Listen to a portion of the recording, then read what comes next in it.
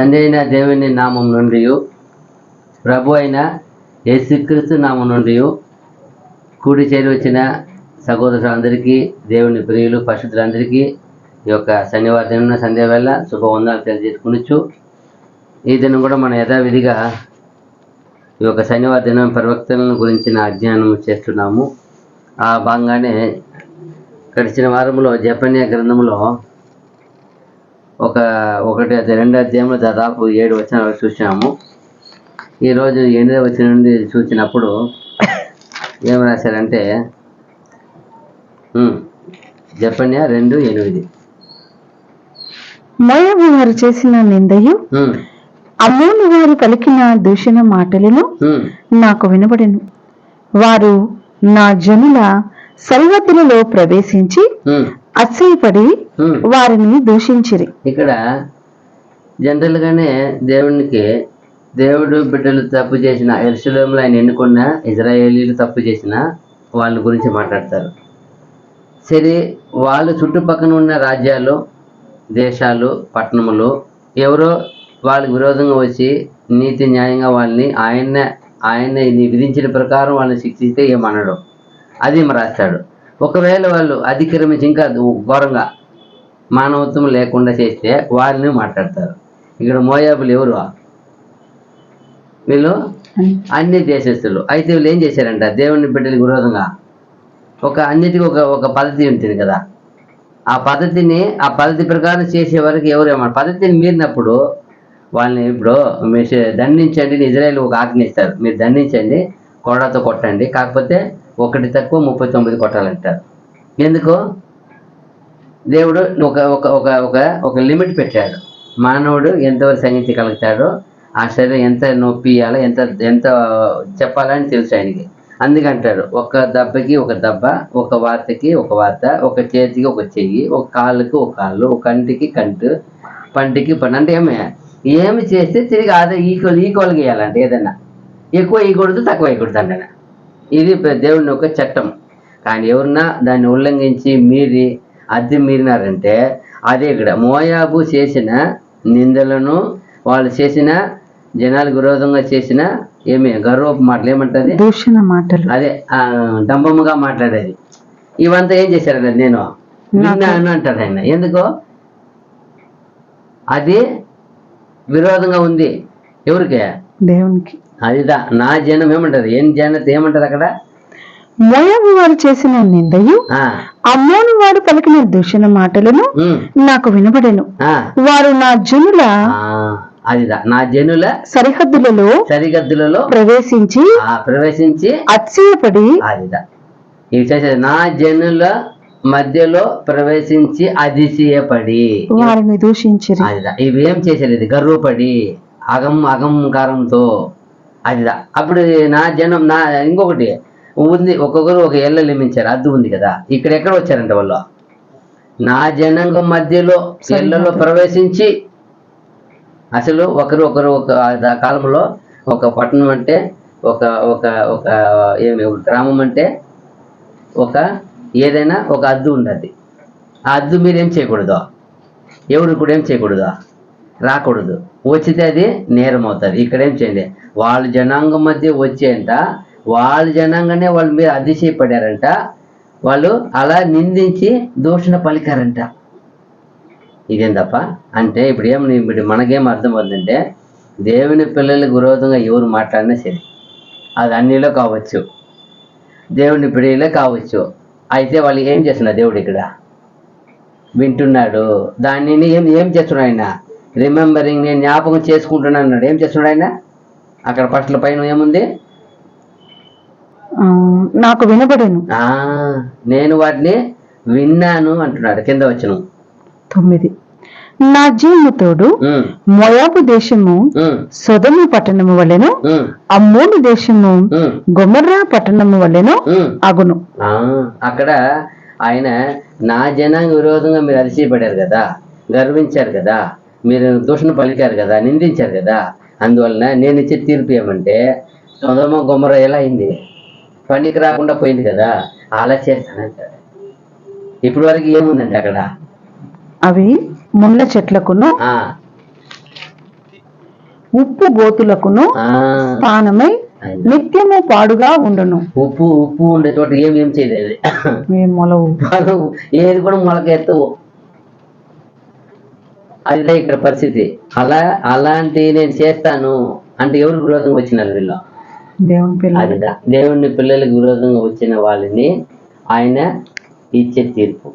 ఇక్కడ ఈ అన్ని ప్రవక్త ద్వారా ఆయన ఎవరెవరంతా ఏం చేశారో ఇప్పుడు అందరి గురించి ఒకరి గురించి ఏం మాట్లాడరు. ఇక్కడ సడన్ గా ఇజ్రాయెల్ మాట్లాడతారు, ఇప్పుడు సడన్ గా మోయాబులు మాట్లాడారు, సడన్ గా అంటే నినివే గురించి మాట్లాడతారు. అంటే నినివే చేసిన ఘోరమైన పాపం ఇక్కడ వస్తుంది. మనం కొన్ని చోట్ల చూసాం కదా, యోనా మట్టుగా మాట్లాడినట్టు చూసాం. మళ్ళా అశ్వరులంటే వాళ్ళు చేసిందే చూసాం. అయితే ఇప్పుడు చూసేది ఏమంటే కొన్ని ఒక 2-3 వచ్చినాలు ఆయన గురించి కూడా వస్తుంది. మళ్ళీ చూసినప్పుడు కింద ఏముంది? ఈ వచనం ఇంకా ఉంది, చదవండి. నా జనులలో శేషించు వారు ఆ దేశములను దోచుకొందురు, నా జనులలో శేషించు వారు వాటిని స్వతంత్రించుకొందురు. కాబట్టి ఇశ్రాయేలీయుల దేవుడైన సైన్యములకు అధిపతియగు యెహోవా వాక్కు ఇదే. అదే ఏమంటే ఇప్పుడు ఆ దేశము పనికి రాకుండా చేస్తాడు. కొన్ని ప్లేస్ నా జనులకి ఏం చేస్తాను వాటిని అంటే వాళ్ళు కావాల్సిన స్థలం ఇచ్చేస్తున్నారు. ఆ స్థలం కొన్ని ఇచ్చేస్తారు. ఇచ్చేసి దాన్ని ఏం చేస్తారు, అప్పుడు దాని మీద ప్రమాణం చేసి చెప్పేస్తారు, నా జీవంతో వాటిని ఏమంటా ఇస్తాను. వాళ్ళు చదవండి, అది వాగ్దానం అది. కాబట్టి ఇశ్రాయేలు దేవుడైన సైన్యములకు అధిపతి యెహోవా వాక్కు ఇదే. ఇదే వాక్కు. ఆయన ఇదే రాజ్యం ఏం చెప్తారంటే ఇక్కడ జీవని కొండు చొల్లుగురేనంటే కర్తలు చొల్లుగురారు అంటే జీవం తోడు. అది ఫస్ట్ లో ఉంది మాకు, నా జీవము తోడు అంటే ఏం ప్రమాణం చేస్తున్నారు. నాకు ఇది మారదు. ప్రమాణం చేసేటప్పుడు ఏమవుతుంది? మారదు. అదే మనతో చేసుకున్న నిబంధన అయితే ఏమవచ్చు? మారదు. ఎందుకంటే నిబంధన మీరు లేకపోతే ఇజ్రాయేల్ చెప్పుకుంటారు వాళ్ళు, నేను చెప్పిన నిబంధన వాళ్ళు ఏం లేరు కాబట్టి నేను నా నిబంధన ఏం చేస్తున్నాను, తీర్చేస్తున్నాను. ఇప్పుడు అందుకే చూడు అక్కడ యోనా పంపినప్పుడు నినివేకి ఆయన ఫస్ట్ ఒక చేసేసాడు, నేను ఏం చేస్తాను నినివే పట్టణాన్ని నా చేసి. అయితే వాళ్ళు మారు మనసు పొందినప్పుడు ఏం చేశారు, ఆయన చేసిన ఒక తీర్మానం చేసేసాడు, తిరిగి తీసుకున్నాడు. ఇది అటువంటిది కాదు, ఇది ప్రమాణం చేసేది, ఆయన వాగ్దానం చేసేది, ఇది మారదు. అలాంటి వాగ్దానం చేసి నా జీవం తోడు వాళ్ళకి నేను చేస్తాను, వాళ్ళు సుగమంగా చేస్తాను, వీళ్ళకి ఆ పట్టణాన్ని కొందరికి నివాసం ఇస్తానంటారు, అది ఇచ్చేస్తారు. తర్వాత 10వ చూసినప్పుడు ఇంకా ఎవరైతే గొప్పగా గర్వపడి మాట్లాడుతారు నా జనం విరోధంగా వాళ్ళు పసి చెప్తారు కింద, వారు అతిశయపడి సైన్యములకు అధిపతి యెహోవా జనులను దూషించిరి కనుక వారి గర్వమును బట్టి ఇది వారికి సంభవించును. ఎవరు దూషించేదని చెప్తున్నారు తెలుసా? చక్కగా చెప్తుంది, వాళ్ళు సైన్యములకు అధిపతి అయిన యెహోవా జనమును వాళ్ళని దూషించింది. ఎవరు జనం అంటే వాళ్ళు ఆడ ఉంది, అది చదవండి. వారు అతిశయపడి సైన్యములకు అధిపతియగు యెహోవా జనులను, అంటే ఎంత ఎక్స్పెషల్లీ ఈ వాక్యాన్ని గుద్ది నొక్కి చెప్తారు చూడండి, నొక్కి చెప్తారు. సైన్యములకు అధిపతి అయిన యెహోవా జనములను దూషించిది గనుక వారి గర్వమును బట్టి ఇది వారికి సంభవించును. ఎందుకు సంభవిస్తాడంటే ఎంత చూడండి, ఏమో అంటాం కదా, ఏం మాటలే కదా, చూపులే కదా. అది ఎలా ఉంది, ఎలాంటి పరిస్థితి ఉంది, ఎట్లా ఉంది, అది ఒక పాపం ఎలా ఉంది అంట దేవుడు తీర్పు చేసే విధంగా అయిపోయింది. అంటే ప్రతి మనుషుడు చేసే గర్వ పని, గర్వపు మాటలు, గర్వపు చూపులు, అవమర్యాద నడుచుకోవడాలు, మర్యాద చెల్లించకపోవడాలు ఎంత చూడండి. నా జన్మకు విరోధంగా అప్పుడు దేవునికి భక్తిగా, పవిత్రంగా, నీతిగా, న్యాయంగా జరిగే వాళ్ళకి ఏ ఒక్కరు చేసే ప్రతి పని ఏం చేయబడుతుందంట, కౌంటింగ్ చేయబడుతుంది. ఇక్కడ ఉందా? నా జన్మకు విరోధంగా చెప్తాను చూడు, సైన్యములకు అధిపతి యెహోవా నా జనములకు విరోధంగా వాళ్ళు గర్వించి ఏమంట దూషించిరి కనుక వారి గర్వమును బట్టి ఇది వారికి సంభవించును. అప్పుడు మనిషి గర్వమును బట్టి ఏం చేస్తాడు? దేవుడు తీర్పిస్తున్నాడు గర్వము. అందుకంటే సామంతుల్లో సొలొమోను రాజు రాశాడు, నాశనానికి ముందు గర్వం నడుచును. అంటే గర్వము వచ్చి నడుస్తుందంటే తర్వాత ఏమొస్తుంది వాడికి అర్థము? నాశనం. ఇదే చెప్తాను ఇక్కడ. అదే సొదొమ గొమొర్రా వలె అయిపోతుందని ఏం చేస్తున్నాడు ఆయన? తీర్మానించేసాడు. అప్పుడు ఎంతగా వాళ్ళు దేవుడికి విరోధంగా గర్వంగా నడిచి ఉంటే, మాట్లాడి ఉంటే, నిందలు వలే పలికారంట. వాళ్ళ నిందించేది, దూషించేది, అవమానంగా మాట్లాడేది, ఎక్కడో మాట్లాడి దేవుడు వింటాడు. ఇప్పుడు కూడా మోషేకు విరోధంగా మాట్లాడినప్పుడు ఎవరు ఒక గ్రూప్ మాట్లాడినారు. ఎవరు మాట్లాడారు? వాళ్ళు కోరహు అప్పుడు ఉన్న ఎవరైనా అభిరామ్ మాట్లాడారు. ఏం చేసినారు? అభిరాహాము సంతానం ఏమైపోయినాయి? అదేలే, ఆయన సంతతి వారిది ఏమైపోయినారు? చీల్చబడి భూమి నోరు తెరిచి వారిని ఎవరు విరోధంగా మాట్లాడారు? మోషే. దేవుడు ఎన్నుకున్న, ఏర్పరచుకున్న, పిలిచిన ఒక అధిపతిగాను, ఒక నాయకుడుగాను, గొప్ప ఒక ప్రవక్తగాను ఏర్పరచుకున్నాడు ఆయన్ని. ఆయన పని చేయటం. ఆయన పని చేసేటప్పుడు వీళ్ళు ఏం చేశారు? ఆ పనికి అడ్డంగా వస్తున్నారు. అడ్డంగా వచ్చి వీళ్ళు అతిశయపడుతున్నారు. అప్పుడు దేవుడు ఏం చేయలే. ఆయన దేవుడు ఏం ఒప్పుకోరు. ఇది అంటే ఇక్కడ అదే దేవుడిని పని చేసేవారిని, దేవునికి వాళ్ళు ఆయన పని విరోధంగా వచ్చేది, విరోధంగా మాట్లాడేది, ఇదంతా కౌంటింగ్ చేయబడతాం. ఇక్కడ చూస్తున్నాం. ఇక్కడ జరిగింది అదే. వాళ్ళు దేవుణ్ణి చెప్తున్నారు, నా జనముకు యెహోవా జనముకు విరోధంగా అతిశయపడేది, గర్వపడేది, దూషించేది, అందువలన వాళ్ళకి ఇది సంభవిస్తుంది చెప్తున్నాడు దేవుడు. ఎక్కడో జరిగింది కదండి, మనకేముంది అని కాదు. ఇవంతా మనకేమై ఉన్నది? పాఠమై ఉన్నది. మనం నేర్చుకోవాలి. వాళ్ళు లేదు, ఎవరు లేరు. మనం మనకు మాట్లాడుతున్నాడు. మనం ఎక్కడ ఉన్నాను, ఎలాంటి మాటలు మాట్లాడుతున్నాం, అయితే ఇక్కడ కావాలి. చూడండి, కింద వచ్చి వచ్చినప్పుడు వాళ్ళు ఎలా ఉన్నారంట? జనముల ద్వీపములలో నివసించే వారందరూ తమ తమ స్థానముల నుండి తనకే నమస్కారము చేయునట్లు భూమిలో ఉన్న దేవతలను ఆయన నిర్మూలము చేయును. యెహోవా వారికి భయంకరుడుగా ఉండును.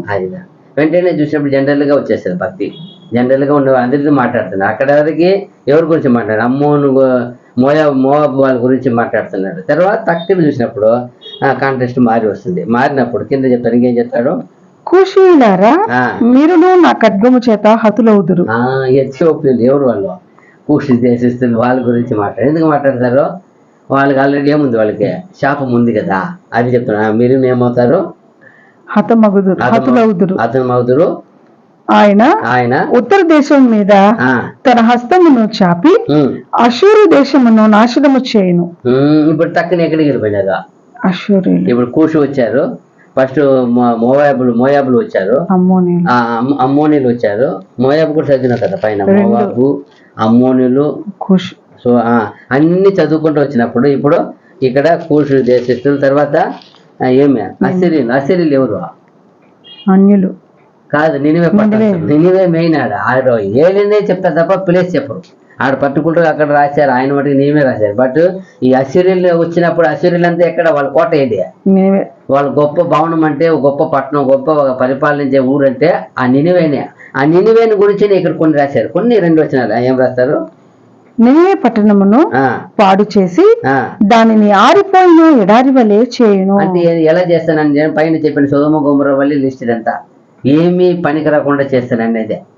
మరలా దానిలో పశుల మందలు పండుకొనును, సకల జాతి జంతువులను గుంపులుగా కూడును, గూడబాతులను, తుంబోళ్లను వారి ద్వారముల పైకమ్ముల మీద నిల్చును, పక్షుల శబ్దములను కిటికీలలో వినబడును, గడపల మీద నాశనము కనపుంచును. వారు చేసుకున్న దేవదారు కర్ర పని అంతటిని యెహోవా నాశనము చేయును. చూస్తారా? అంతా అసూరులు అంటే వాళ్ళు ఎలా చేశారంటే, ఎవరు చూసినా దుర్మార్గంగా చేశారంట, మానవత్వం లేకుండా చేశారంట, హింస పెట్టారంట. రక్తము ఒక చోట రాయబడి రక్తమును నేల మీద ఎక్కువ దారపోసారంట, వాళ్ళు చిందించారంట. ఆ దేవుడు అంతగా వాళ్ళు చేయమని చెప్పలా. ఎవరు ఏమంటారు? ఎక్కడ రక్తం ఏం చేయకూడదు. వాళ్ళని ఎవరు ఏ ప్రాణము అది ప్రాణం, అది వాడిని చిందించేవాడు ఏం చేయకూడదు. నేల ఆయన ఉండకూడదు, ప్రతిదండని చేయాల. ప్రాణముకు ప్రాణం అంటారు కదా. అలా అది ప్రాణం పోకుండా బ్లడ్ వెళ్ళిపోతుంది. అలాంటి ఏం చేయకూడదు, అంతా అక్రమంగా చేసేది. అదిదా చెప్తున్నాడు ఇక్కడ. అలా చెప్పేసి నా వంటి పట్టణము మరి ఒకటి లేదని మొరియుచు ఉత్సాహపడుచు నిర్విచారముగా ఉండిన పట్టణము ఇదే. అది పాడైపోయనే, మృగములు పండుకొను స్థలమాయనే. అప్పుడు అది ఎలాంటిది పట్టణం తెలుసా? ఏమంట? నా ఒంటి ఏం లేదంట, దేవదారు కర్ర పని అంతటిని యెహోవా నాశనం చేయను. కాదు, నా వంటి పట్టణము మరి ఒకటి లేదని ఉందంట. అది ఒక మహారాజు కోట ప్యాలెస్ మరి ఉన్నదంట. ఎంత గొప్ప ప్యాలెస్ అంటే వచ్చే ప్రతి రాజు రాను దాన్ని ఎక్కువ ఏం చేశారంట, దాన్ని కట్టుతూనే వచ్చినారట. ఎవరు వచ్చినా ఒక భవన్ కట్టేది, ఎవరు వచ్చినా ఒక కోట కట్టేది, ఎవరు వచ్చినా ఇంకొక బిల్డింగ్. అలాగే కట్టుకొని బిల్డింగ్ మొత్తం పట్టణమే కోట మరి ఉందంట. ఇంకా రాను మీరు దాదాపు ఒక 10-17 రాజులు వస్తున్నారు. వచ్చిన అందరూ కూడా దాని మీద గురి, దానినే పేరు స్థాపించేది, దాన్ని విస్తరించేది, ఇంకా కట్టేది, ఇంకా బాగా చేసేది, అలా చేసేది అంట. అయితే ఎలా అయిపోయింది లాస్ట్ కంటే, ఈ పట్టణం వంటి పట్టణం ఏమి, నా వంటి పట్టణం మరి ఒకటి లేదని మురిసిపోయిందంట. ఎంతగా చూడండి. అప్పుడు ఈ ఒకటి నినివే వంటి పట్టణం అశూరుల రాజుల కోట అని పేరంట దానికి. అశూరుల కోట అంటే నినివే అంత మహాపట్టణంగా ఉండిందంట. అది పేరు ఏమయ్యా? నినివే మహాపట్టణం అని ఉంది దాని పేరు. అంత ఒక పట్టణంగా ఉంది. అతిశయపడింది. అప్పుడు దేవుడు చెప్పేది అంటే, అలాని అతిశయపడావో ఉత్సాహపడి నిర్విచారముగా ఉండిన పట్టణము ఇదే. నిర్విచారం అంటే ఏమి? పొదువు లేకుండా సమృద్ధిగా ఉంది. అలా ఉండిన పట్టణము ఇదే. అది పాడైపోయినే. అది అంత గొప్ప పట్టణం అని ఉండేది. ఏం చేసేస్తాను నేను? ఏం చేసినాను? పాడైపోయి. ఎందుకు చేశారు ఆయన అలా చేశారు? అది ఏం పడింది చూసాం. లాస్ట్ టైం ఏం చూసాము? గర్వపడింది. అది కూడా ఏం పడింది లాస్ట్గా? దేవుని జనాముకి దేవుడి మీద ఏం చేసింది? నా చేతికి ఎవరైనా మిమ్మల్ని విడిపించగలదని ఎవరు మాట్లాడారు లాస్ట్గా? సన్నగరీబ్ మాట్లాడినారు. నా చేతికి విడిపించగలవాడు ఎవరైనా ఉన్నాడా? ఏ దేవుడైనా ఉన్నాడా? మళ్ళీ అతిశయపడి ఏ దేవుడైనా ఉన్నాడా?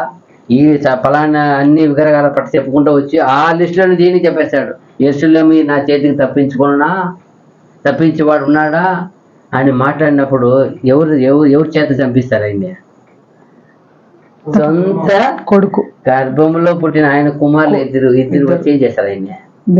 ఆయన పోయి ఆయన గుడి నమస్కరిస్తుంటే అక్కడే నరికేస్తారు. ఎంత ఘోర మరణం చూసారా?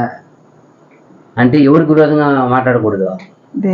దేవుని కానీ దేవుని జనాంగం కానీ. ఈ దేవుని జనాంగం ఇది మాట చేసిందే కదా వాళ్ళ నేరం అంతా. దేవునికి విరోధంగా ఫస్ట్, తర్వాత దేవుని జనాంగం విరోధంగా చేసేది. ఈ రోజు కూడా ఆ రోజు ఉన్న సమాజంలో కానీ, దేశంలో కానీ, సంఘంలో కానీ, ఆలయంలో కానీ ఈ రోజు కూడా అదే ఉంది. విరోధంగా మాట్లాడేది, విరోధంగా న్యాయ నీతి లేకుండా చెప్పేది, ఏది స్వార్థంగా నేను అనుకునేది సాధించాలని. అట్లా కాదు. అది దేవుని వాక్యానికి లోబడి ఉందా? యేసు ప్రభు చెప్పిన కట్టుదిట్టాలు చట్టాలు ఎక్కడ ఉంది? ఎలా ఉంది? అదంతా దేవునికి వాక్యానికి లోబడి ఉంది. దేవుడు చెప్పిన విధులకు నిబంధనకు అది మానవోత్తమంగా ఉంటుంది. అన్నిటికీ మానవునికి ఏముంది? అది ఒక ఆదరణగా, మేలుగా, సహాయంగా ఉంటుంది తప్ప ఏది విరోధం ఉందా? అలాంటి చట్టం పెట్టలే ప్రభు పెట్టిందంటే దయ, కనికరము, నీతి, న్యాయం, సత్యంతో ఉంది. అదిదా మనం మాట్లాడినా కూడా, మనం చేసినా కూడా అలా ఉండాలి. అది చూడండి ఎంత బాగుంది. ఇంకా కింద ఏం చెప్తాడు? మృగములు పండుకొను స్థలమాయని అని దాని మార్గమున పోవు వారందరూ చెప్పుకొనుచు ఈసడించుచు పొమ్ముని చేసేగా చేయుదురు. ఇంకా దాన్ని ఈల వేస్తారంటే ఏమన్నా ఉంది? అదే ఈసడించుచు అని. ఈసన మాకేముంది? ఏమంటే ఇది బయలు కొట్టంటే విసిలు కొడతారని, అంటే అసహించుకుంటారని. అదే కొట్టి ఇలా అయిపోయినావా అంత గౌరవంగా. ఒకప్పుడు ఎలా ఉంది? అది గొప్ప మహిమగా పేరు ప్రఖ్యాతి కలిగిన గొప్ప కోట. అది ఈరోజు కుప్పకూలి పనికిరాని ప్లేస్గా, అంటే మా పశువుల మందంటే ఎలాంటి ప్లేస్ ఉంటుంది? ఏమి పనికిరాని ప్లేస్, అలాంటి ప్లేస్ అయిపోయింది. జంతువులు, పక్షులు ఉంటాయంట. పక్షులు ఉంటే ఎలా ఉంటుంది ఆ ప్లేస్? వాసన. ఏ ఒక్కరు లోపల పోలేము అన్నటి పరిస్థితి. చూడండి అలాంటి ప్లేస్గా మళ్ళీ ఏం చేసి కింద నేనే అయిపోయింది 15 అయిపోయింది. చదువు కంటిన్యూ వేరే 3rd chapter. ఇదే ఇక్కడ ఏమంటే నేను తప్ప నా వంటి పట్టణము మరి ఒకటి లేదని మురియుచు ఉత్సాహపడుచు నిర్విచారముగా ఉండిన పట్టణము ఇదే, అది పాడైపోయేనే, మృగములు పండుకున్న స్థలమాయనే అని దాని మార్గమున పోవారందరూ చెప్పుకొనుచు ఈసడించుచు పోపమ్మని చేసేగా చేయుదురు. అసిరియా దాని ఒక ఎంత భయంకరమైన నాశనానికి గురి అయింది చూసారా. ఇదంతా ఒకే ఒక ఘోరమైన పాపం ఒకటే వీళ్ళు ఏలింది. ఏం ఏలింది? అతిశయించారు, గర్వపడ్డారు. ఈరోజు మనిషిని పీడ్చేది, సంఘమును పీడ్చేది, సమాజంలో పనికిరకుండా పోయేది ఏదంటే అతిశయపడేది, గర్వపడేది. నేను అని ఏం చేసేది? ఏం చేసింది? ఇక్కడ ఏం చేసింది? నా ఒంటి పట్టణము అయిపోయిందా? మరి ఒకటి లేదని మురియుచు ఏమంటా మురిసిపోయేది. ఏమంటదని? మురిసిపోయేది. ఒక్కటి కొంత చేసేసి మురిసిపోయేది. అదిదా ఇక్కడ ఈరోజు సమాజంలో సంఘంలో పీడ్చేది ఇదా, మనిషిని పడగొట్టేది, సత్యవంతులుగా నుండి లాక్కపోయేది ఇదా. మురిసిపోయేది, అతిశయపడేది. అందుకే పౌలు అంటారు చక్కగా, నేను యేసుక్రీస్తు సిలువ యందు తప్ప మరి దేని యందు నేనేం చేయను. అదిదా నాకు దూరం అదే యెరెమీయా చెప్తున్నాడు 9:23-24 చెప్తున్నాడు. భూమి మీద కృప చూపుచు నీతి న్యాయం జరుగుతున్నా యెహోవా నేనే అని పరిశీలనగా తెలుసుకున్నట్టే నాకేమో ఆయన ఏమంట. అదిదా దేవునికి ఇష్టం అంట. అదిదా అతిశయమంట. ఎంత గొప్ప వాక్యాలు అవంతా చూడండి. అదిదా అతిశయపడాలి తప్ప దేవుని నామంలో, ప్రభు చేసిన సత్యవాక్కులో, ప్రభు సిలువలో ఉంది. సర్వమానవ కోటి రక్షణ ఎక్కడ పెట్టారు? సిలువ. అదిదా అతిశయపడాలంట. అయ్యో తండ్రి, మమ్మల్ని ఎంతో గొప్ప రక్షకూడం దగ్గర మమ్మల్ని తెచ్చి నడిపావా. అదిదా అతిశయపడాలి తప్ప వేరే ఏది అతిశయపడదు. అయితే ఈరోజు ఈ పట్టణము ఇంత పరిస్థితికి రావడానికి ఆ మోయాబులు కానీ, అమ్మోన్లు కానీ, ఈ ఒక సిరియన్లు కానీ అందరూ ఈ పరిస్థితికి రావడానికి కారణం ఏమే? దేవుని ప్రజలకి విరోధంగా నచ్చేది. మళ్ళీ తర్వాత అధ్యాయం చూసినప్పుడు 3వ అధ్యాయం ఏముంది? ముష్కరమైనది, భ్రష్టమైనది. ఇక్కడ ఏం చెప్తారంటే జనరల్ గా కొన్ని వాక్కులు ఇచ్చేసి ఈ సంబంధితమైన ఏ పట్టణం ఉన్నా, ఏ మనిషి ఉన్నా, ఏ దేశం ఉన్నా ఇలానే అవుతుందని ఒక లిస్ట్ ఇస్తారు. చదువుతాం. ముష్కరమైనది, భ్రష్టమైనది, అన్యాయము చేయునది నగు పట్టణమునకు శ్రమ. ఇక్కడ ఒకే చెప్తున్నాడు. అంటే ఘోరమైన పాపాలు చేసే నగరాలు ఉన్నాయి కదా, ఆ జనరల్ ఏదైనా సరే, అది ఎవరైనా సరే అందరికి ఒకే ఒక తీర్పుగా చెప్తున్నాడు. అయ్యో మళ్ళా అది దేవుని మాట ఆలకించదు, శిక్షకు లోబడదు, యెహోవా యందు విశ్వాసం ఉంచదు, దాని దేవుని వద్దకు రాదు. ఇంకొకటి విషయం చూసారా? ఇదంతా దేవుని బిడ్డలు అప్లై చేసుకోవాలా. ఫస్ట్ ఆఫ్ ఆల్ ఏం చేయదంట. ఎవరైనా విరోధంగా వాళ్ళ మనసు వచ్చింది, వాళ్ళ గుణం చెడ్డ గుణం వచ్చిందంటే వాళ్ళు ఏం చేయరంట. ఫస్ట్ అది దేవుని మాట ఆలకించదు. అదిదా ఇప్పుడు ఎవరికి మనం దేవుని బిడ్డలంటే రుజువు ఏమి? ఆయన మాట వినడమే. మనలో విశ్వాసం ఉందని ఏమి? అది దేవుని మాట ఏం చేయాలా? వినాలి. అదేం చేయదంట. దేవుని మాటను ఆలకించదు. అప్పుడు దేవుని మాటను ఆలకించింది వాడు ఏమైపోతాడు? లాస్ట్కి అవిశ్వాసికైనా చెడిపోయిన వాడు అవుతాడు. ఎందుకో ఈ పట్టణాలు ఎందుకు ఇలాంటి పరిస్థితి, అది ఎందుకు ఇలా ఘోరమైన పరిస్థితి వస్తుందంటే ఫస్ట్ ఆఫ్ ఆల్ దేవుని వాక్యం ఏం చేయాలా? ఆలకించాలి. దేవుని వాక్యం ఏం చెప్పింది? మన దేవుని వాక్యకు లోబడి మాట్లాడుతున్నామా? దాన్ని అనుసరించి జీవిస్తున్నామా? మన అనుసరించి మన అలవాటులు, మన నడకలు, మన పడకలు ఉన్నాయా? ఎప్పుడు దాని మీద ఏం చేయాలా? అది మన ఒక లైఫ్లో ఒక పెద్ద ఆఫీసర్ ఉంటారు. ఆఫీసర్కి అంతా ఒక అసిస్టెంట్ ఉంటాడు. ఆయన ప్రోగ్రామ్ చేసి ఉంటారు. ఈ పలానా టైంకు పలానా ప్లేస్లు మీరు ఏం చేయాలా? ఫైల్ ఏం చేసి ఉండాలా? సంతకం పెట్టాలా? ఆ ఫైల్ మూవ్ అవ్వాలా? ఆ ఫైల్ ద్వారా 1000 మందికి ఏం వస్తుంది? పని వస్తుంది, ఉపాధి కలుగుతుంది. ఇది రూల్స్. ఇది పిఏ చెప్తుంటాడు, సార్ పలానా టైం పలానా సార్ మీరు ఈ ఫైల్లో సంతకం చేయాలి. సిటీస్ ఆయనకి ఫుల్ డే, ఈ రోజంతా ఎక్కడెక్కడ పలానా టైంకి మీరు పలానా చోట్ల నుంచి వెళ్ళాలా, ఆయన కలవాలా, ఆయన గౌరవించాలా, ఆయనకి ఒక దండ వేయాలా, ఆయన చేతికి ఒక ఇది ఇదంతా రూల్స్ ఉంటాయి. అలాగే ఇక్కడ ఒక క్రైస్తవులకి దేవుని ప్రియులుగా, మీ దేవుని భక్తులుగా, దేవుని విశ్వాసిగా, దేవుళ్ళు మీరు పవిత్రులుగా జీవించాలంటే మనకు కొన్ని పద్ధతులు ఇచ్చారు. అది ఫస్ట్ పద్ధతి ఏమంటే దేవుని వాక్యమును వినాలి. ప్రతి దినము ప్రధానమైన పని దేవుని వాక్యం చేయాల. వినిన తర్వాత ఏమైనా చేయాలి, నువ్వు దేవుని వాక్యం ధ్యానించాలి. నువ్వు అప్పుడు నువ్వు ధ్యానించకపోతే వినలేవు, అది నీకు ఆగదు, అది మీలో అవలంబించదు, నేను అనుసరింప చెయ్యదు.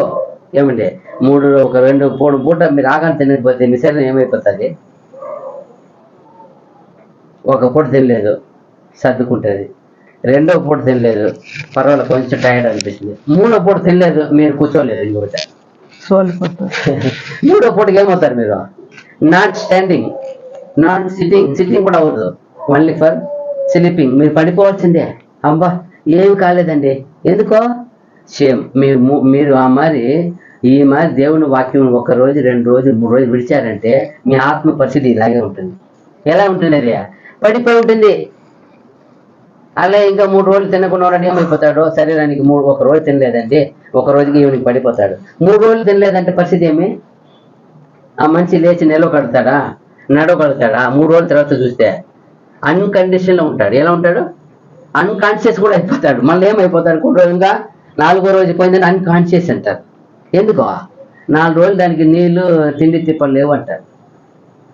అదిదా పరిస్థితి. అలాగే మన ఆత్మ లోపల మన ఒక అంతరంగం ఆత్మ జీవించాలన్నా దేవుళ్ళ వాక్యం మీరు 3 రోజులు వదిలేసారంటే మీలో ఇలాగే వదిలిపోతాయి. అగం వచ్చేస్తుంది, గర్వం వచ్చేస్తుంది, మరిచిపోయి లోకరీతి అయిన ఆలోచన వచ్చేస్తుంది.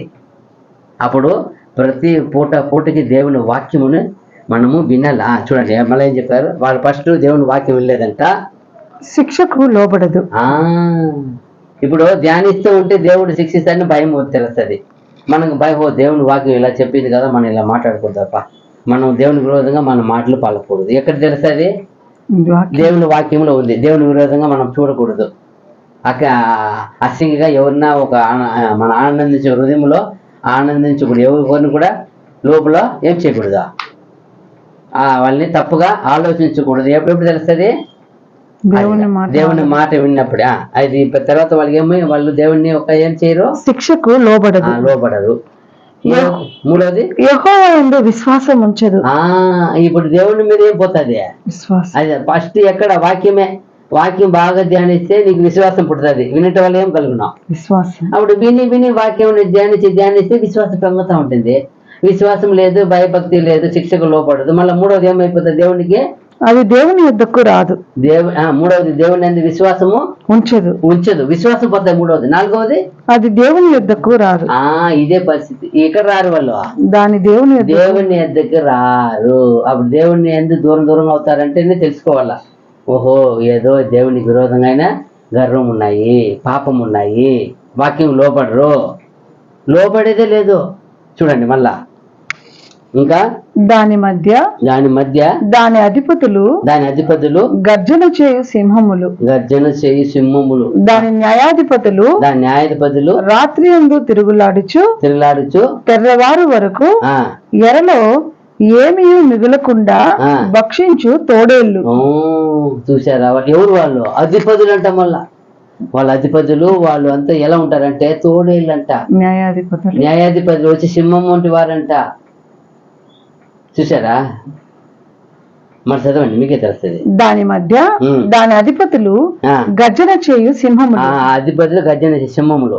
దాని న్యాయాధిపతులు రాత్రి యందు తిరుగులాడుచు తెల్లవారు వరకు ఎరలో ఏమీ మిగలకుండా భక్షించు తోడేళ్ళు. ఎవరు వీళ్ళు? న్యాయాధిపతులు. చూసారా ఎంత పని? చూడండి మళ్ళా కింద దాని ప్రవక్తలు గప్పాలు కొట్టువారు. అంటే ఏమర్థమో? గొప్పలు చెప్పు వీని పెరుమయ్యంట. వ్యర్థమైన అతిశయపడే వ్యర్థంగా జరిగింది మేము జరిగించామండి. వాళ్ళు ఎట్టంటే ఒక 10 మందికి ఏమన్నా పెట్టారనుకోండి, అయ్యో మేము వేల మందికి పెడుతున్నారమ్మా అంటారు. ఎంత చూసారా? అది అలాంటిది చేసేది. చేసేది ఏమంటారు, అందుకే తెలుగు చక్కగా చెప్తారు, పావల చేయమంటే ఎట్ట చేస్తారంటే వాళ్ళు రూపాయి చేస్తారంట, ఎక్కువ యాక్షన్ చేస్తారంట. మరి వీళ్ళు చేసేది ఒకటి ఉంటుంది. దీని పెరుమ ఏం రాశారు ఇక్కడ? గప్పాలు కొట్టువారు. డప్పాలంటే ఏమర్థమో? గప్పాలంటే ఏమర్థమో? ఊరికే గొప్పలు చెప్పు. ఊరికి అదే జరగలేనిది జరిగినట్టుగా చెప్పుకునేది. ఒకవేళ ఒకటి చేసి కూడా 100 చెప్పుకునేది ఇలాంటి వారు. విశ్వాసఘాతకులు. ఇది ఎంత ఘోరం చూడండి. విశ్వాస నమ్మక ద్రోహం చేసేవాళ్ళు అర్థం. విశ్వాసఘాతకులు అంటే ఏమి? నమ్మించి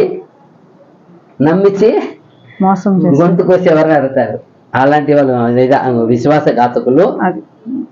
దాని యాజకులు ధర్మశాస్త్రమును నిరాకరించి. చూసండి, వాళ్ళు ఇదితో ఘోరం, వేదతకు అన్యాయం చేయదారు. ఎవరికి విరోధంగా చేస్తున్నారు వాళ్ళు? దేవుని వాక్యానికి ఏం చేసేవారంట? విరోధంగా మాట్లాడేవాళ్ళు. అబ్బా, ఇది ఎంత నేరం కదా, ఎంత ఘోర పాపం చూడండి. మళ్ళా దాని యాజకులు ధర్మశాస్త్రమును నిరాకరించి ప్రతిష్ఠిత వస్తువులను అపవిత్రపరుతురు. ఇదంతా చూడండి దేని వల్ల వచ్చింది ఫస్ట్ నుంచి తెలుసా? ఫస్ట్ పాయింట్ ఏమంట? గర్వం, అతిశయం, గర్వం. డప్పాలు చెప్పారు కదా, అన్ని ఇదే. ప్రవక్తలు గప్పాలు కొట్టువారు. అందరూ ఆడ చూసిన ప్రతి ఒక్క చెప్పబడే అధిపతులు కానీ న్యాయాధిపతులు కానీ ఎవరు అందరూ ఏం చేసేవాళ్ళు? ఒక్కరైనా యోగ్యమైన పండిస్తారా? సింహానికి తోడేళ్ళకి ఏం పోలిస్తారు చూడండి. అప్పుడు ఎంత ఘోరమైన పరిస్థితి. అంటే కనికరము యథార్థత ఏమి లేని వాళ్ళు పక్షిస్తారు. తోడేళ్ళు ఏమి పక్షి మంచి ప్రాణం ఉండేది కూడా ఏం చేసేస్తారు, పక్కనే పట్టి తినే అంత ఆతరం, దానికి ఏమి ఇది ఉండదా.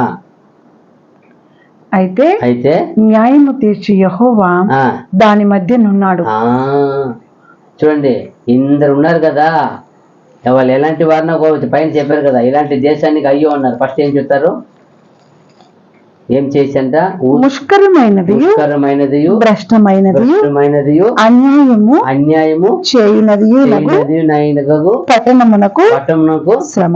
అలాంటి పట్టణం ఏదైనా సరే శ్రమ అని చెప్పి ఒక లిస్ట్ ఇస్తారు.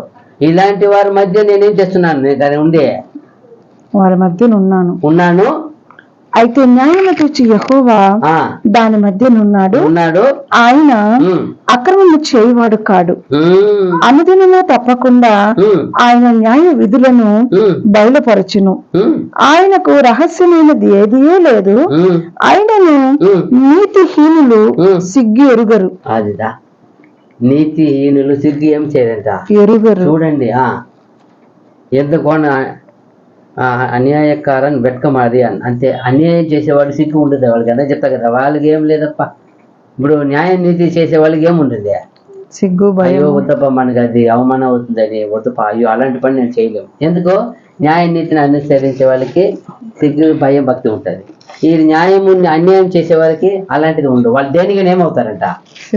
తెగిస్తారు. దేనికైనా సిద్ధపడి తెగిస్తారు. ఎంతకైనా తెగి ఆడుతారు. వాళ్ళకి ఏం కావాలా? వాళ్ళు అనుకుని ఏం చేయాలి అంటారు. వాళ్ళు సాధించాలంట. జరగాలని కూడా అంటారు. వాళ్ళు సాధించాల, నేను అనుకుంటే సాధించాల. అది నీతి ఉండదు, యథార్థం ఉండదు, న్యాయం ఉండదు దాంట్లో. అయినా వాళ్ళకు స్వనీతి కావాలి. వాళ్ళ సొంత నీతి ఏం చేసేయాలా, నిలబెట్టాలి. అదిదా వాళ్ళ గురి. అది చెప్తాను. అలాంటి వాళ్ళకు అన్యాయకారను వెక్క మర్యాద, వాడు సిగ్గుపడరు. మళ్ళా జాతిగలై నేను అన్యజనులను నిర్మూలము చేయగా వారి కోటలను పాడగును. ఒకడైనా సంచరించకుండా వారి వీధులను పాడు చేసి ఉన్నాను.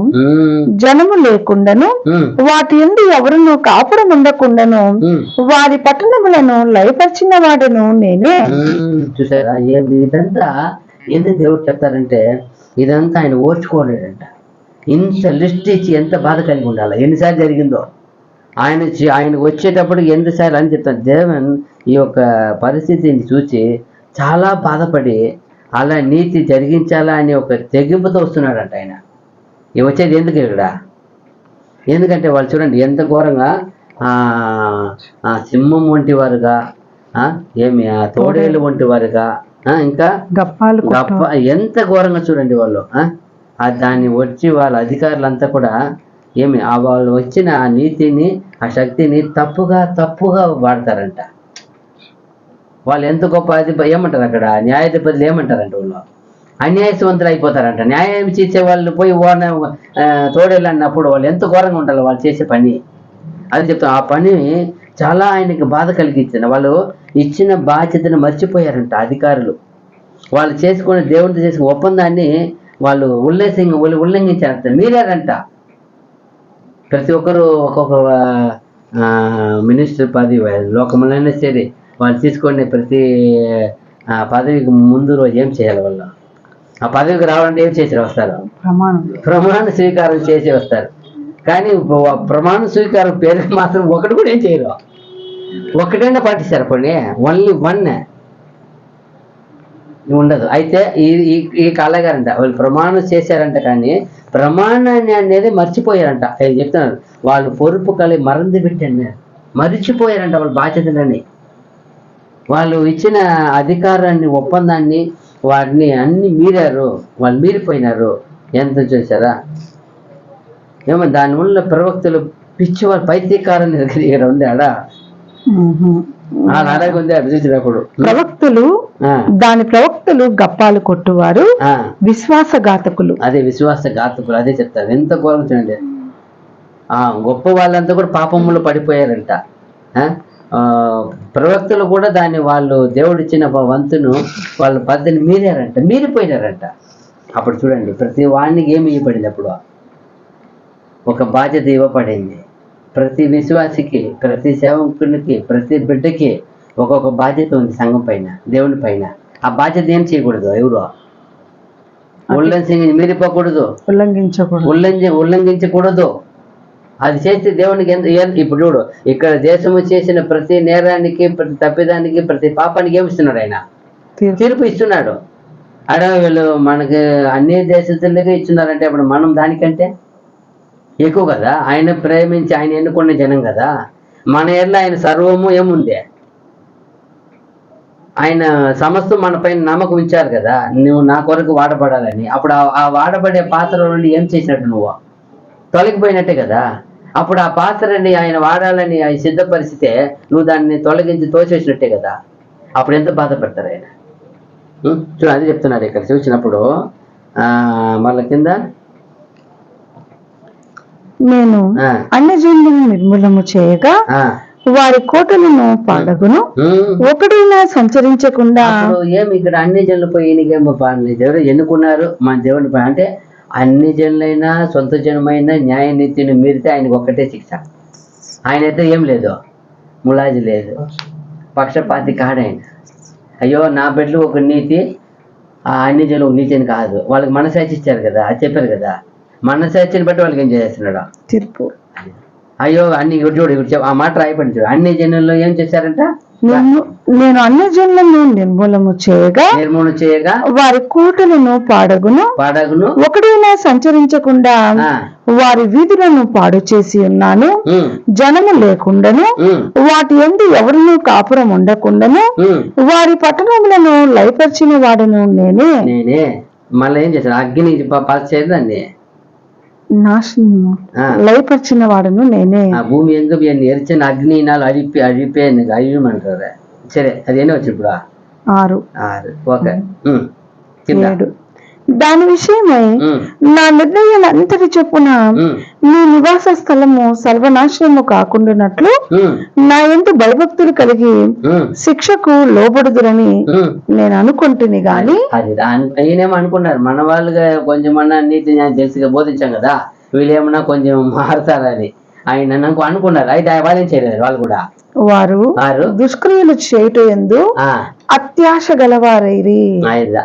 దుష్టక్రియలు అత్యాశ అయిపోయింది. అప్పుడేం చేశారు కింద వాళ్ళు కూడా? కాబట్టి యెహోవా సెలవిచ్చు వాక్కు ఏదనగా నా కొరకు కనిపెట్టుడి, నేను లేచి ఎర పట్టుకున్న దినము కొరకు కనిపెట్టి ఉండుడి. నా ఉగ్రతను, నా కోపాగ్నిని అంతటిని వారి మీద కుమ్మరించుటకై అన్య జనులను పోగు చేయుటకును, గుంపులు గుంపులుగా రాజ్యములను సమకూర్చుటకును నేను నిశ్చయించుకొంటిని. నా రోషాగ్ని చేత భూమి అంతయు కాలిపోవును. ఇది ఎక్కడికి ఉంది? ఇప్పుడు మాట్లాడుతూ వచ్చినా కదా పైనుండి, ఎవరంతా అన్యాయం చేసే పట్టణంగా ఉందో, డపాలు కొట్టుకోవడం పట్టణంగా ఉందో, మనసాచి లేకుండా జీవించేవాళ్ళు అందరినీ ఏం చేస్తాను? అన్ని జనులు అందరూ ఏం చేస్తాను? నేను నాశనం చేస్తాను. అదే చెప్తున్నాడు అందరినీ. ఇప్పుడు భూమి అంతా చెప్పేస్తున్నాడు, ఇది ఎక్కడికి పోతుంది? రెండో ప్రపంచ యుద్ధం. రెండు అయిపోయి మూడో ప్రపంచ యుద్ధం. సెకండ్ కమింగ్ ఉంది కానీ సెకండ్ వచ్చేసి అది పుస్తకం అయింది.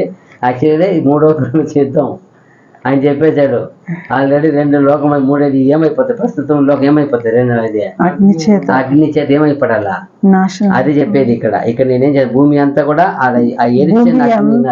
నరోషాగ్ని చేత భూమి అంతయు కాలిపోవును. భూమి అంతా అక్కడ సేమ్ ఎక్కడికి వచ్చింది, ఇది యుగ సమాప్తికి వచ్చే మాట చెప్తున్నారు. అదే ఆర్మేగద్దం మూడో ఇది ఉంది కదా, అక్కడికి వెళ్తున్నారు. అంటే సడన్ గా మాట్లాడుకుంటూ వస్తారు. ఇక్కడ ఏమంటే ఇంకొక మాట చెప్పేశారు. ఇక్కడ ఏం కన్క్లూషన్, సర్వభూమి అనేసినారు. ఏమన్నారు అక్కడ? రోషాగ్ని చేత భూమి అంతయు కాలిపోవును. భూమి అంతా కాలిపోవును. అటు చూడండి, ఎవరికి ఇది అందరికీ, అయ్యో ఎవరు దేవుని బిడ్డలు అందరికీ ఫస్ట్ కాలుతుంది అందరికీ.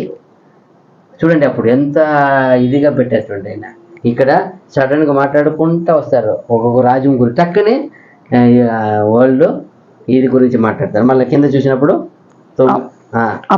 అప్పుడు జనులందరూ యెహోవా నామమును బట్టి ఏక మనస్కులై ఆయనను సేవించినట్లు నేను వారికి పవిత్రమైన పెదవులనిచ్చేదను.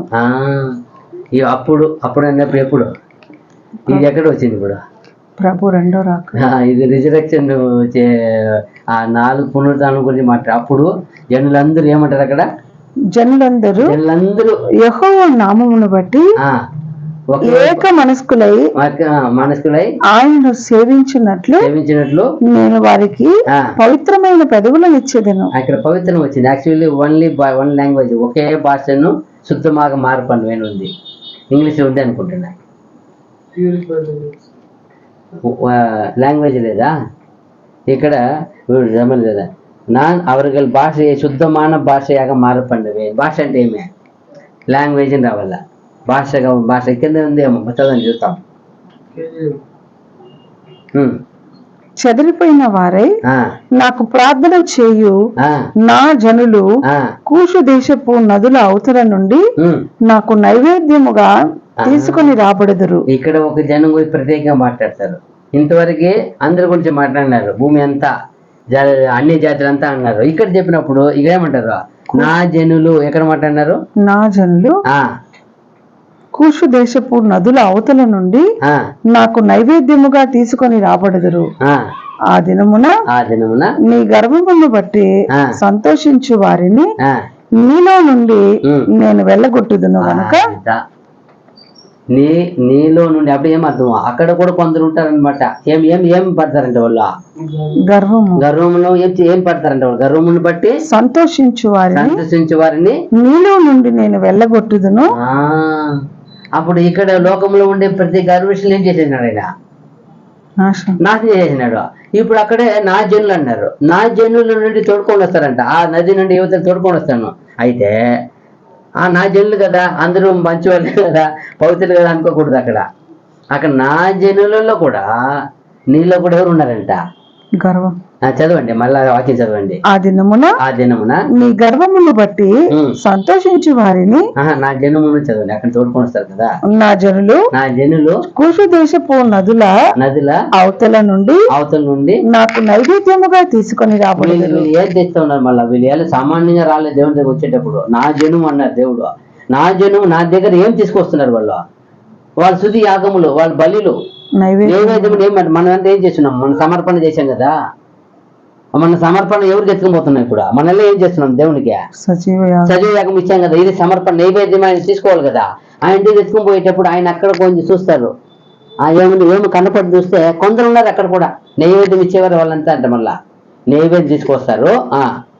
ఆ దినమున నీ గర్భమును బట్టి సంతోషించు వారిని. నైవేద్యం చదవండి. నా జనులు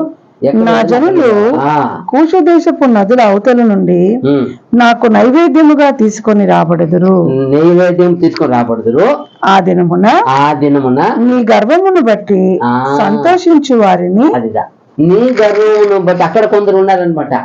లోపల ఉన్న నైవేద్యం తీసుకొస్తే వాళ్ళ దగ్గర ఏముంది? మళ్ళా బలి అర్పణ ఉన్నాయి. ఏమున్నాయి వాళ్ళ దగ్గర? నైవేద్యం అంటే ఏముంటది? బలులు ఉన్నాయి.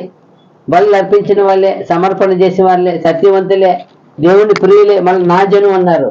అయితే వాళ్ళ మధ్యలో ఎవరు ఉన్నారు? కొందరు గర్వము. చదవండి ఆ లైన్ కరెక్ట్ గా. ఆ దినమున నీ గర్వమును బట్టి సంతోషించి వారిని నీలో నుండి వెళ్ళగొట్టుదును. నీలో నుండి, ఎవరిలో నుండి ఉన్నారు? వాళ్ళు దేవుని బిడ్డల మధ్యలో ఉన్నారు, దేవుని బిడ్డలుగా ఉన్నారు కొందరు.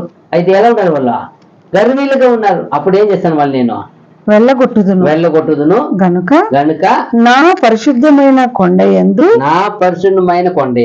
నీవిక గర్వము చూపవు. నువ్వు ఇంక గర్వం చూపవు. చూసారా, అక్కడ గర్వం అక్కడ ఉండవచ్చు, నైవేద్యంగా ఇవ్వచ్చు, మీరు మన బలి ఇవ్వచ్చు. అయితే మనం బలిలో, మన హృదయంలో, మన బలి ఇచ్చే హృదయం ఉంది కదా, ఈ ఆలయం ఉంది కదా, ఈ ఆలయంలో ఏమి ఉండకూడదు?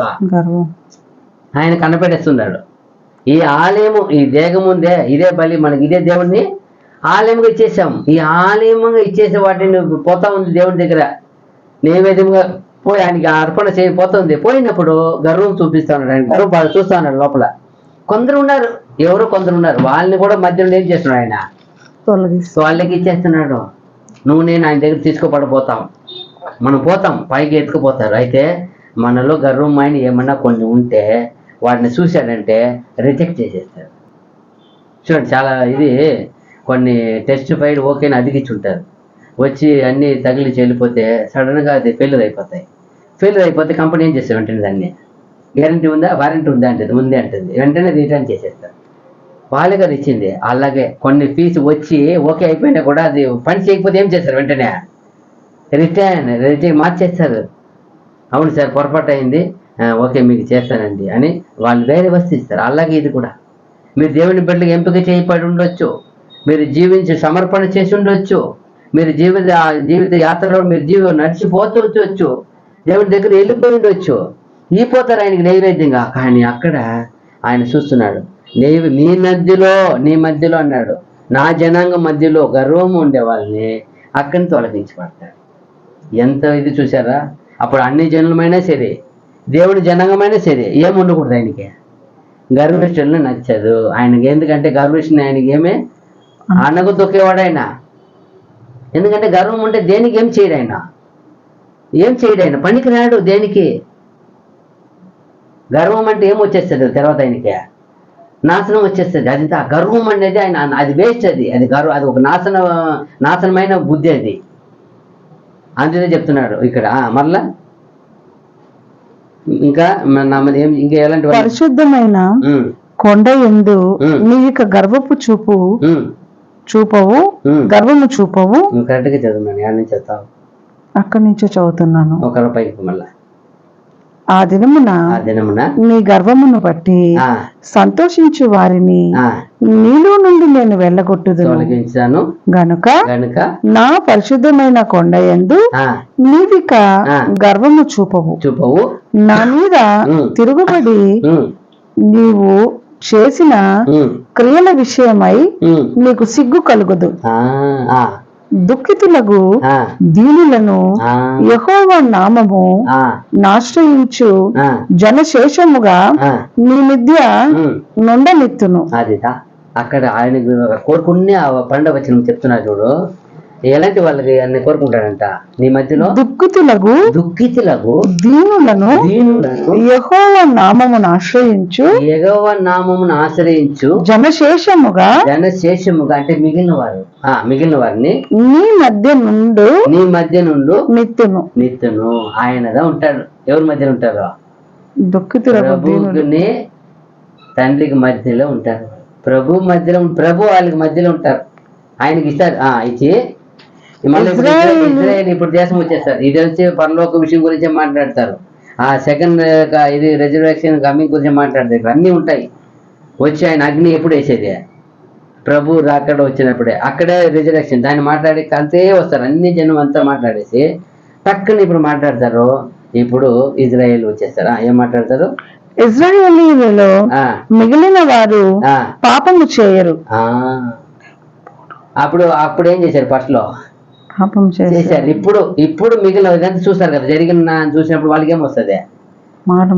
ఎందుకంటే ఇప్పుడు పక్క దేశం అంతా నాశనం అయిపోతా ఉందంటే ఇప్పుడు ఒకటే మిగిలిన మేము ఎలా ఉంటుంది పరిస్థితి వాళ్ళకి? భయం వచ్చేసేది, దేవా మమ్మల్ని ఏం చేయి, నువ్వు కాపాడు. అలాగే పరిస్థితియా ఇప్పుడు?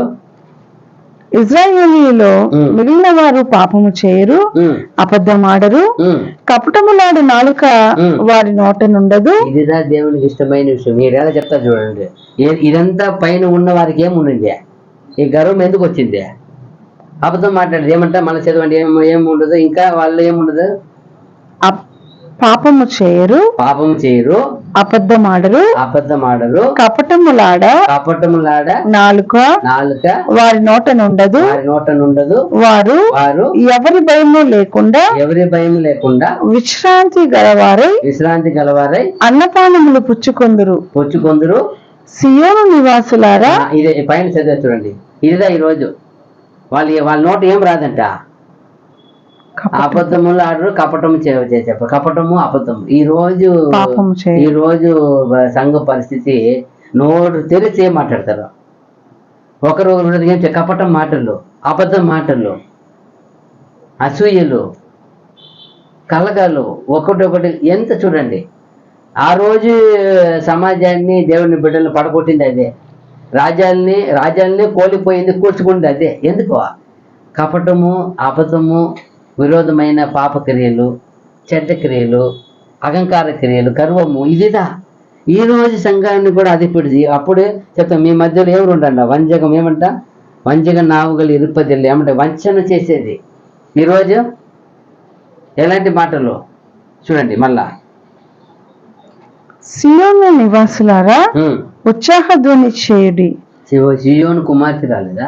నివాసులారా, సియోను కుమార్తె గంభీరెత్తి పాడు అలా రావాలి. అది ఉంది.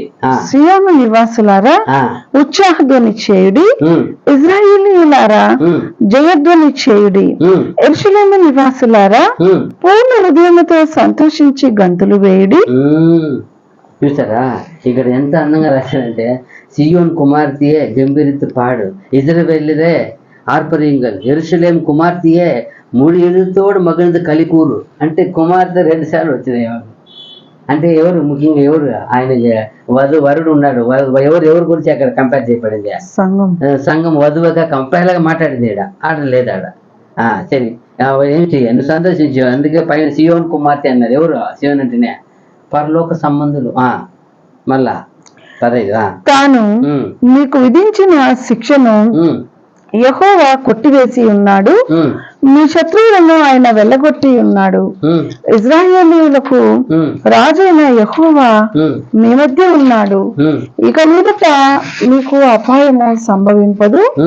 ఆ దినమున జనులు మీతో ఇట్లందరూ, యెరూషలేము భయపడకుము, సియోను ధైర్యం తెచ్చుకొనుము, నీ దేవుడైన యెహోవా మీ మధ్య ఉన్నాడు.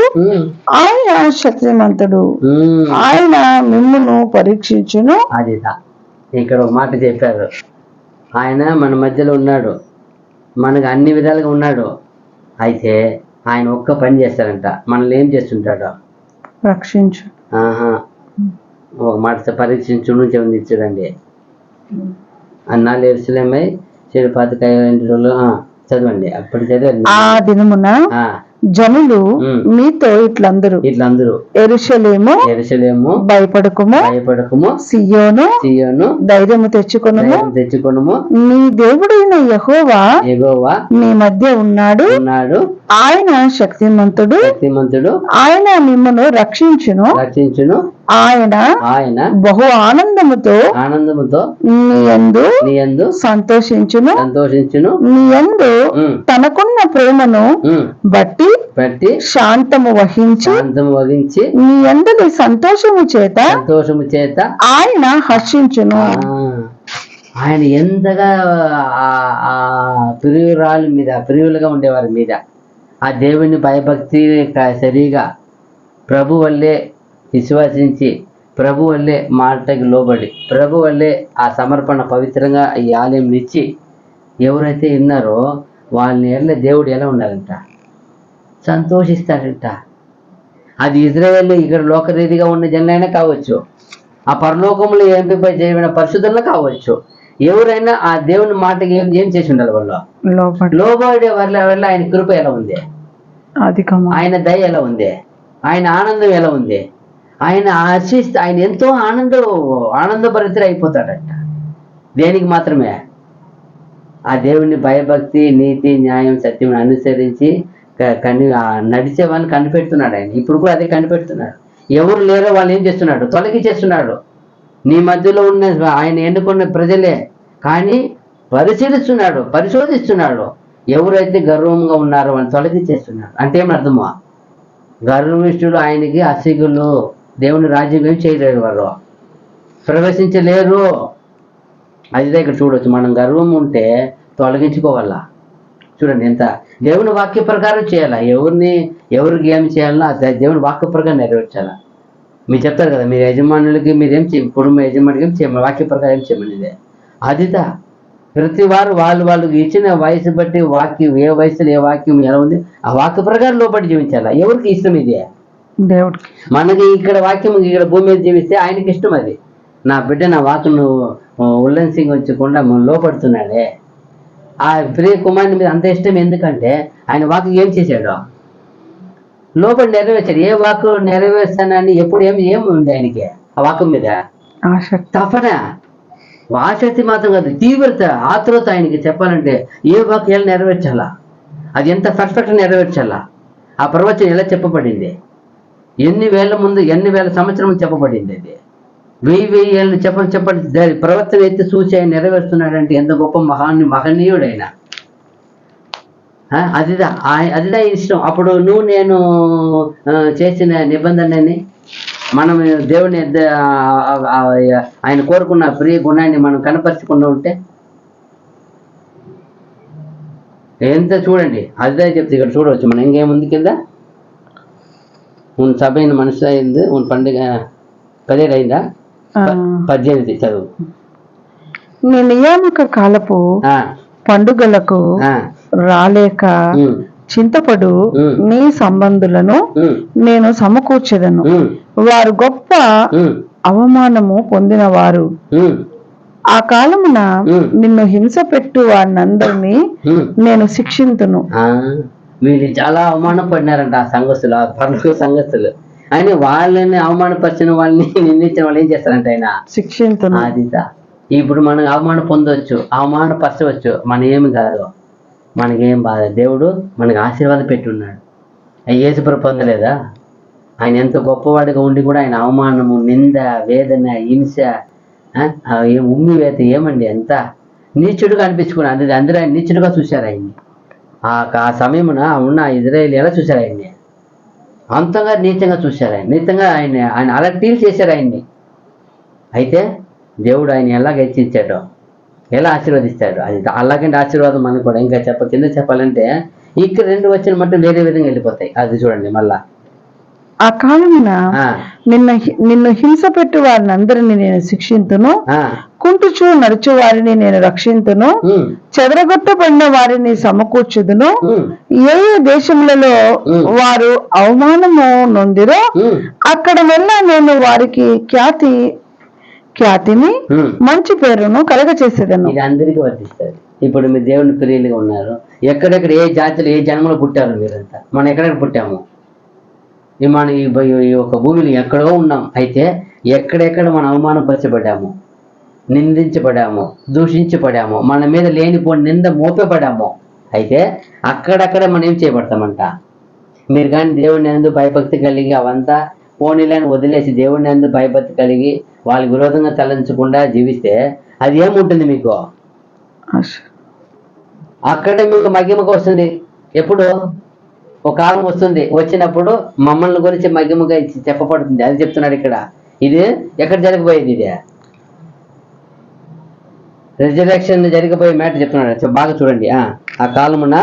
ఆ కాలమున మీరు చూచుచుండగా నేను మిమ్మల్ని చెరలో నుండి రప్పించి. చెరలో నుండి అంటే ఏమి అర్థం? ఆల్రెడీ బందీలో ఉన్నారు అందరూ. ఇప్పుడు లేకపోతే అందరినీ ఏం చేస్తాడు? చెర నుండి విడిపిస్తాడు, రక్షించి మిమ్మల్ని సమకూర్చిన తరువాత మిమ్మల్ని నడిపించును.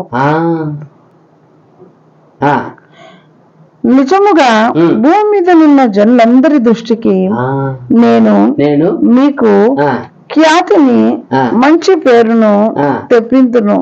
ఇదే యెహోవా వాక్కు.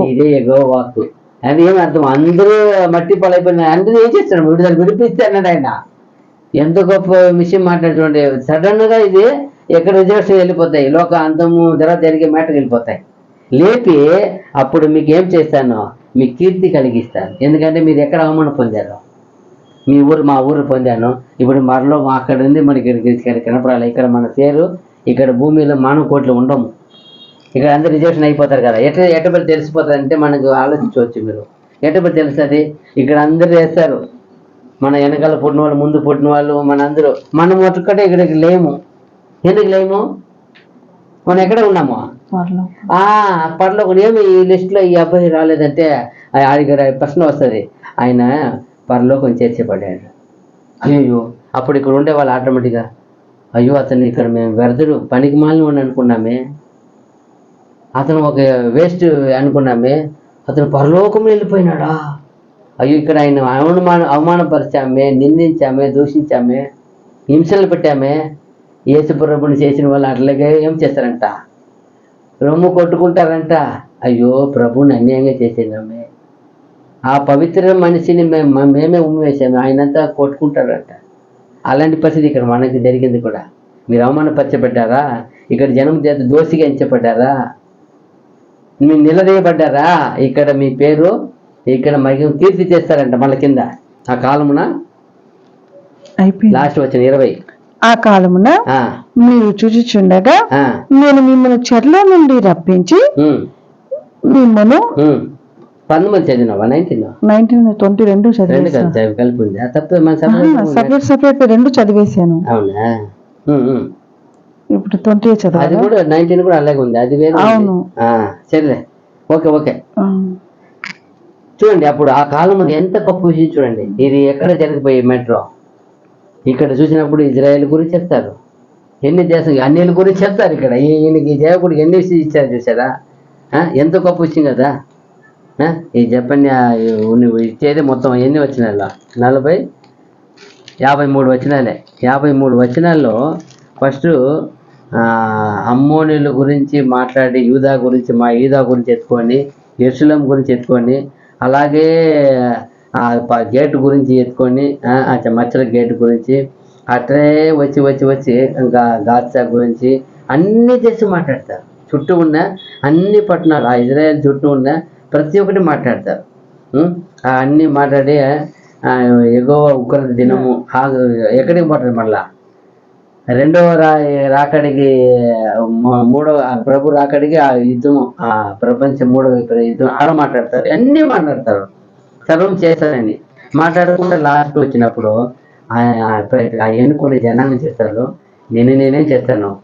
గొప్ప జనం మధ్య నేను మంచి ఏం చేస్తున్నాడు? ఖ్యాతిగా మంచి ఒక ఘనతను నిలబడిగా పెడతాను. వారికి ఖ్యాతిని మంచి పేరును మంచి పేరు. ఇప్పుడు మనకు మంచి పేరు దాకపోవచ్చు, ఈరోజు మన మీద నిందలు మోపవచ్చు. అయితే మన దేవుని వాక్య ప్రకారం జీవించినప్పుడు మన ప్రభు వల్లే. మన ప్రభు ఎలా చేయబడ్డారు? ఇక్కడ మనుషులు ఎవరి వల్ల ఆయన ఏం చేయబడ్డారు? మనుషుల చేత నిందించబడ్డాడు, దూషించబడ్డాడు, సిలువ వేయబడ్డాడు. అయితే తండ్రి ఏం చేస్తారు? ఆయన్ని ఇక్కడ తోసేసినారు, మనుషులు ఇచ్చిన వదిలేశారా? అలాగే నేను కూడా ఇక్కడ ఎవరైనా తోసి వచ్చి మనల్ని. అయితే మన వాక్యము నిలబడి వాక్యం అనుసరించి ఈ ప్రభు వల్లే మనం జీవిస్తే మనకి ఉంది. ఆ ప్రభువుకు ఇచ్చిన ఆ రక్షణ ఉంది, ఆ పునరుద్ధానం ఉంది, ఆయనతో పాటు మనకేముంది? పాలు పంపు ఆశీర్వాదం ఉంది, సింహాసనం ఉంది, ఆయన వెనక ఆయన ప్రధాన యాజకుడు, మన యాజకులుగా ఉంటాము. ఎంత గొప్ప విషయం కదా. మనం చేయాల ఈ చెప్పిన విషయం చూసినప్పుడు చాలా గొప్ప విషయము. మనము ఏం చేయాలి? ఆ ప్రకారం వాటి ప్రకారం మనము గ్రహించి వాటిని అంగీకరించి, ఏమన్నా మనం తప్పు ఉంటే గర్వం ఉంటే దాన్ని వదిలించుకొని తీర్మానించుకొని జీవించి గొప్ప ఆశీర్వాదం పొందినట్లు తండ్రి దేవుడు మన అందరికీ సహాయం చేయను గాక. అందరికి వందనములు. God bless you. ఆమేన్.